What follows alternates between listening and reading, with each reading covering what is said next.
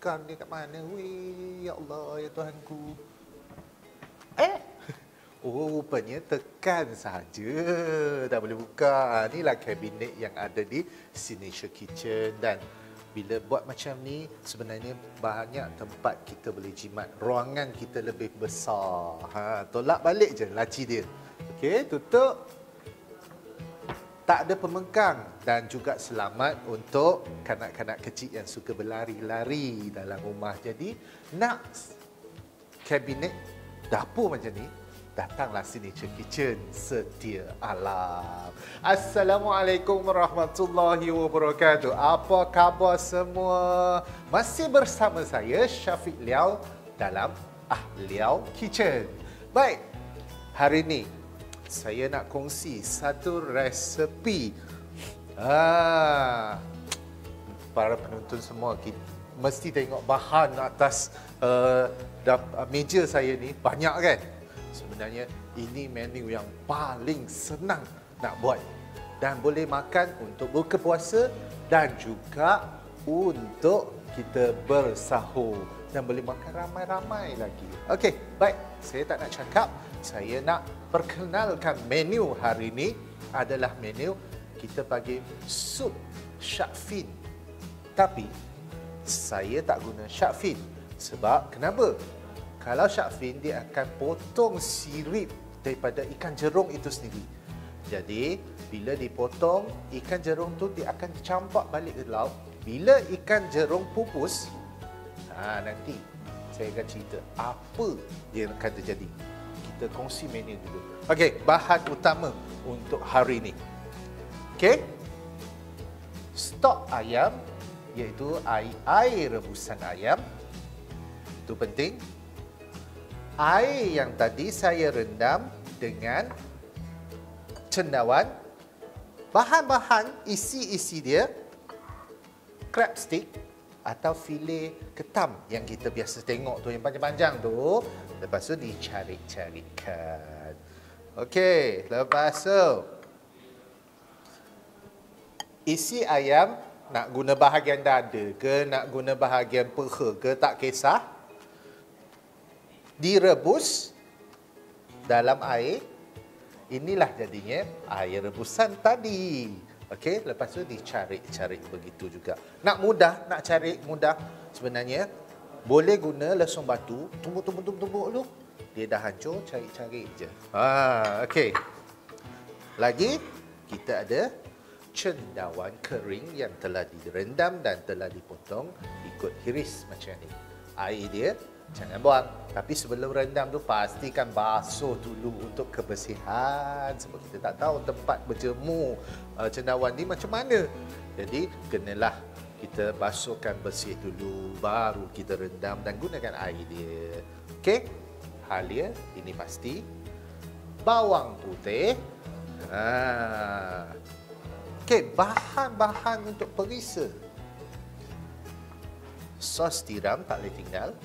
Okey, baik. Saya ada minyak bijan. Minyak bijan tahu tak? Minyak bijan. Okey, sini ada dua benda yang kuah yang berkala hitam ini. Ini adalah cuka hitam. Okey, cuka hitam nanti kita akan guna pada penghujung nanti sebelum kita hidangkan. So, saya akan letak di sini dulu. Kicap. Okey, kicap cair sahaja untuk sebagai perisa dan stok ayam cair. Saya lebih suka guna yang liquid lah. Okey, kalau nak guna stok ayam serbuk ke, stok ayam cube ke pun buat tak ada masalah. Okey, ini tahu tak apa? Ini merupakan sate ikan yang dalam packing kecil-kecil itu yang biasa kita buat jajan, kita makan. Jadi saya hancurkan sebab saya tak jumpa serunding ikan atau serunding ikan bilis atau serunding yang berkaitan untuk tambah perisa. Sebab yang ni, sup ni dia akan seakan rasa macam seafood sikit. Okey?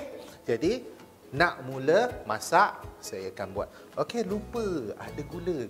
Gula dengan garam kena tune untuk rasa. Sebab saya kurang sikit nak guna sebut perisa tu yang seakan-akan macam garam tu.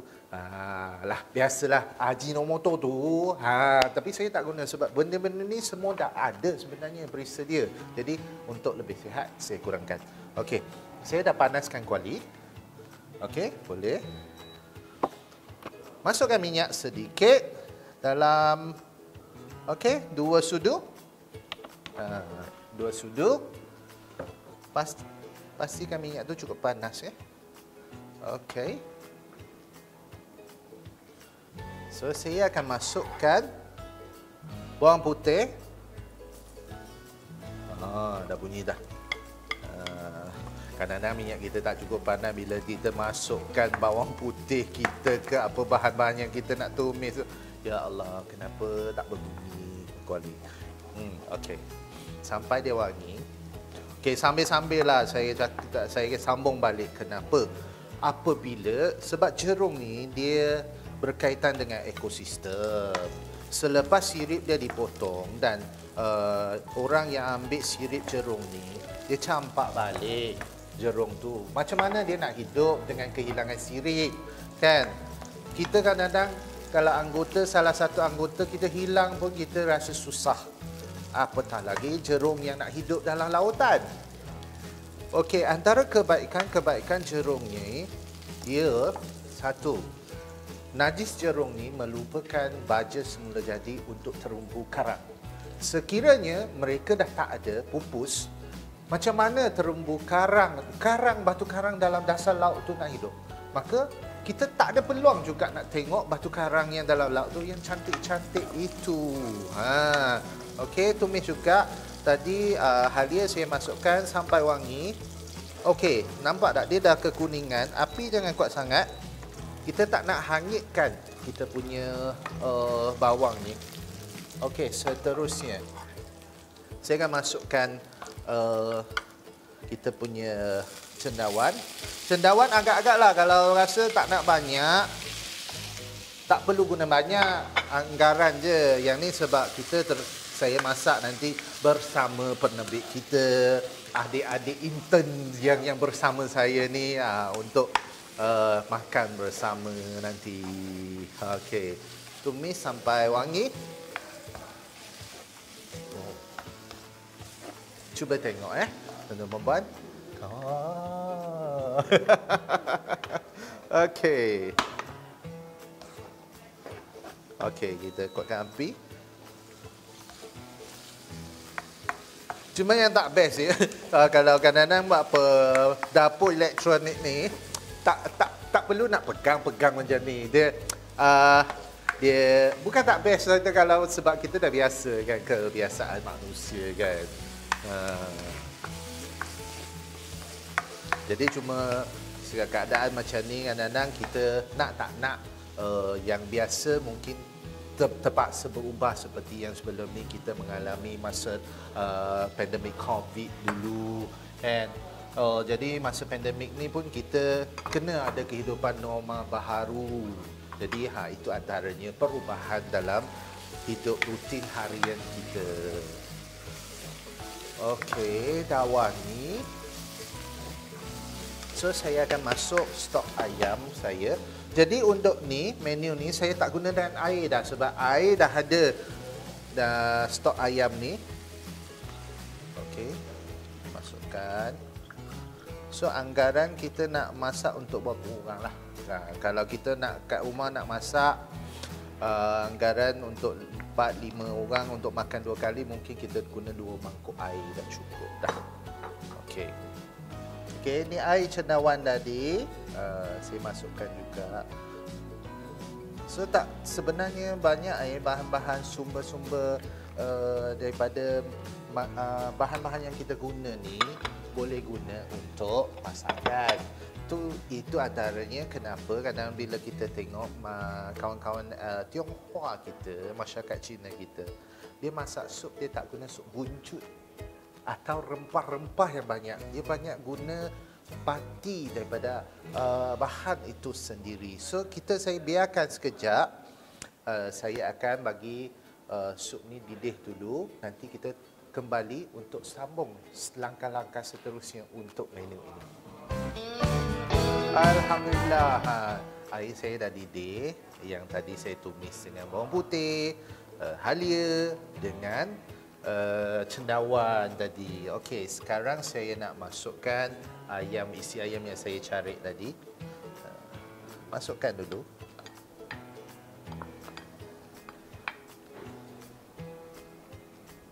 Sup ni sebenarnya dia juga tinggi protein lah, tinggi sebab ada ayam. Dan juga cendawan ni pun banyak khasiat dia untuk kesihatan. Dia ada satu lagi, dia ada antioksida yang sangat bagus. Okey, kita letak crab stick ni untuk saya dapatkan freshness atau kesegaran lautan itu sendiri, seafood. Kalau rasa tak nak guna crab stick, kalau nak bajet lebih lah, beli seekor atau 2 ekor ketam, rebuskan, keluarkan isi dia, carik-carikkan, letak boleh juga.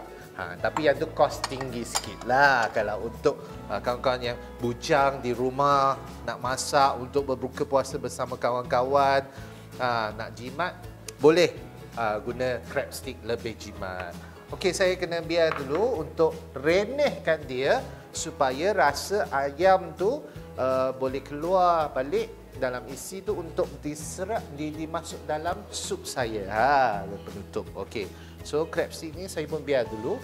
So saya tutup untuk 15 minit. So nanti saya akan sambung balik untuk perisa-perisanya.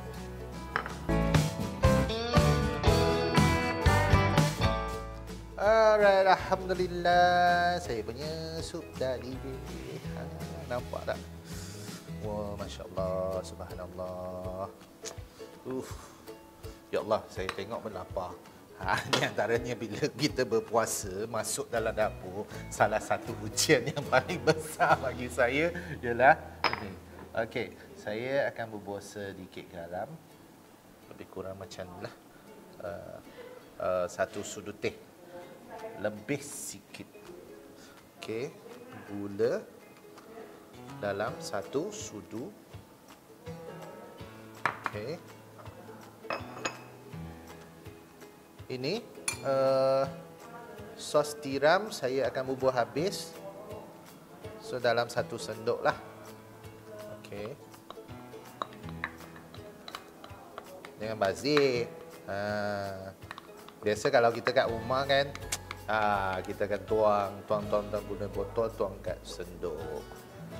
Okey, right? Stok ayam cair. So saya dah letak agak-agak dulu. Tak payah banyak sebab ini dah masin sebenarnya. Okey.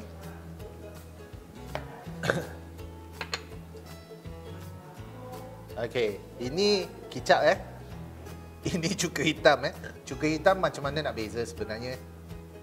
Cium sikit, dia bau masam. Okey, kicap saya bawa sikit je, saya tak nak banyak sebab saya tak nak hitamkan saya punya ni kuah saya.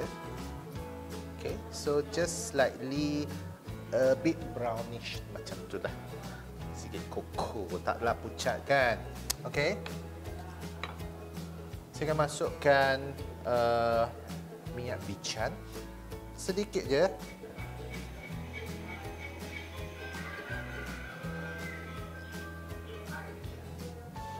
Okey. Ada campur panggil. Tak apa, kita biarkan dulu. Kena masak kan. Okey. Dah masuk minyak bican. Okey, cukup dah. Sebut lada. Ikut selera sebab ada orang mungkin dia agak alah dengan sebut lada, jangan banyak sebab setengah orang memang dia tak boleh makan, lepas makan dia merasa terus mata dia akan kabur. Dia allergic lah tu. Dia tak sesuai. Okey. Biar dulu. Saya nak keluarkan sesuatu. Peti sejuk. Okey. Saya keluarkan telur ayam. Basuh dulu Nah, basuh. Cuba tengok telur tu keluar daripada mana. Dan bila ayam bertelur, telur tu jatuh di mana. So, basuhkan demi kebersihan. Okey. Sekejap. Ni.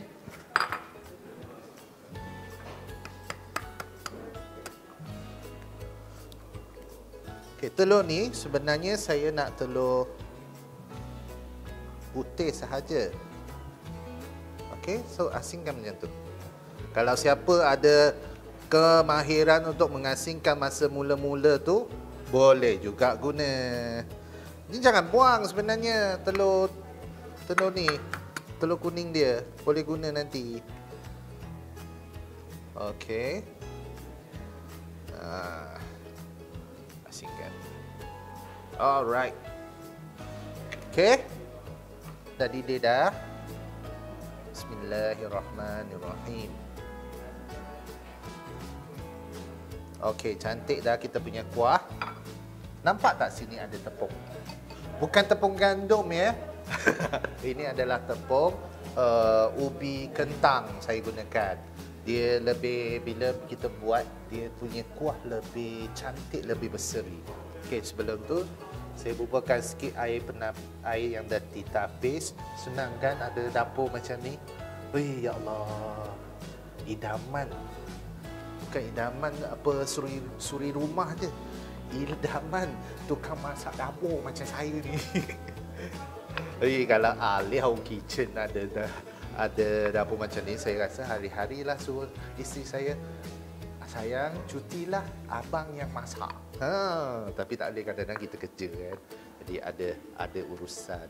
Okey, dah kacau. Kita bubur sikit-sikit So, jangan laju sangat. Sebelum tu perlahankan api.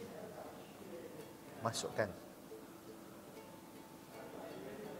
Sebab kita tak nak dia terlampau pekat. Agak-agak je. Okey. Okey. Lagi sikit.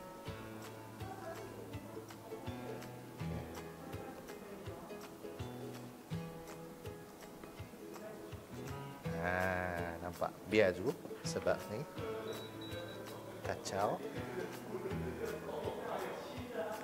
Sebenarnya dia dah pekat dah tu. Masya Allah. Okey, saya biar sekejap untuk 3 minit. Kita sambung balik. Macam mana kita nak letak telur itu sendiri.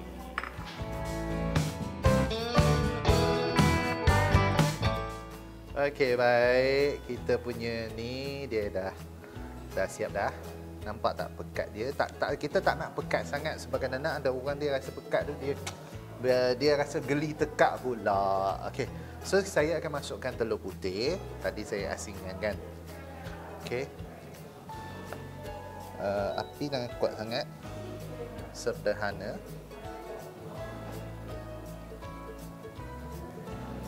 Kacau sambil tuang sambil kacau Okey.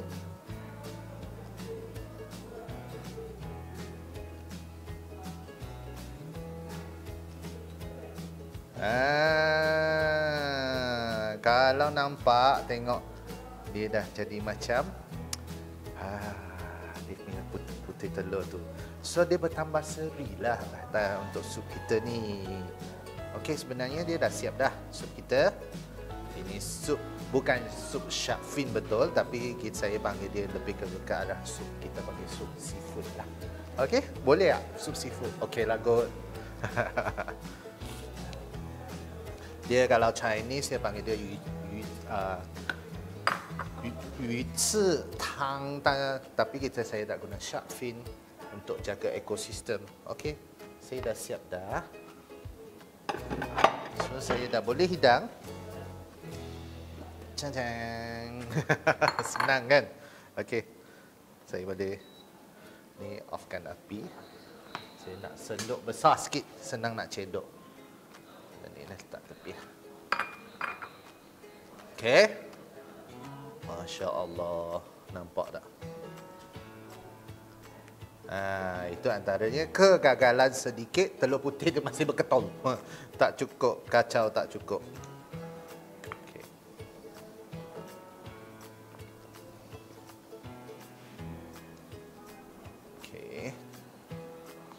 So baki kita boleh simpan lah.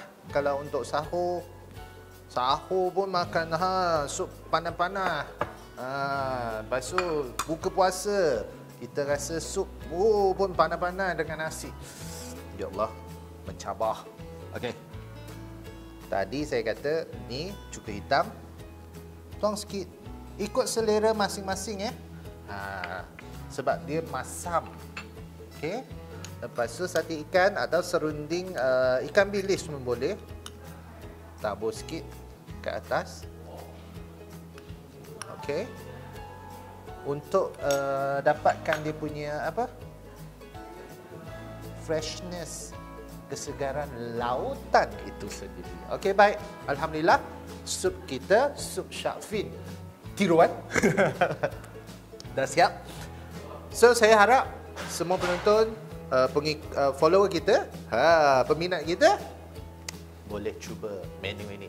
Sangat mudah, tak susah pun. Okey. Jadi sampai di sini saja. InsyaAllah saya akan kongsi menu-menu akan datang pada episod yang seterusnya. Okey. Selamat mencuba dan salam Ramadan buat semua. Wabillahi taufiq wal hidayah. Wassalamualaikum warahmatullahi wabarakatuh. 我们再见。